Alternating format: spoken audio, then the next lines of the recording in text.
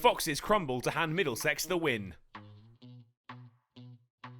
A Grade 2 groin strain didn't get in the way of Stevie Eskenazi, batting with a runner and putting on a rescue mission for Middlesex on day 3, 50 to his name before the end of the day, and his side 272 ahead before the final day of the group stage. He was back out there on day 4, but Sota wouldn't be able to stick around, out to the third ball of the day for Callum Parkinson's second of the innings. Bamber too fell to Parkinson, Middlesex quickly running out of partners for Eskenazi. And they were all out 2 balls later, Murtagh caught by Davis as he looked for the boundary. Without the brave innings of Eskenazi, Middlesex could well have been staring down the barrel of another defeat, but they finished their innings with a lead of 292 and could probably be safe in the knowledge that at the very minimum they'd pick up a draw, and if their bowlers could fire, a win was possible. And they'd have an early wicket to give them a confidence boost. Evans bowled by Murtagh with no score on the board.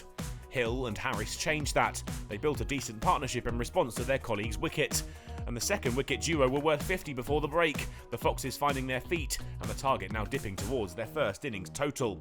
They found their way to 63 for 1 at the break, 230 needed to pull off the win.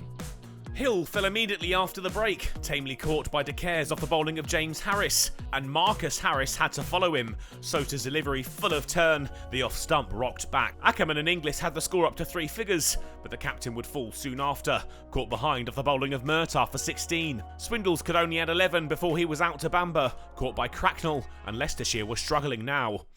But the Foxes found the sanctuary of tea without more to concern them. The score 145 for 5, almost halfway to the target, but they were running out of wickets.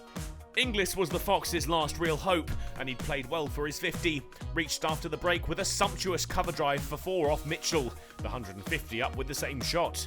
He fell soon after to Murtagh, well taken by White behind the stumps. And Parkinson fell to the very next ball, bowled by the veteran seamer, Leicestershire stumbling in the evening session. Barnes went LBW to Harris for 6, just 2 wickets left for the Foxes. They were collapsing towards defeat, Mike out caught behind for 7. Sakande was the final wicket to fall, bowled by Harris for 9, and Middlesex had finished the group stage on a high, a second win sealed by 121 runs. It was deserved too. Robson's 150 followed by brave batting from Eskenazi and backed up by an impressive attack. A real confidence boost heading into the divisional stage.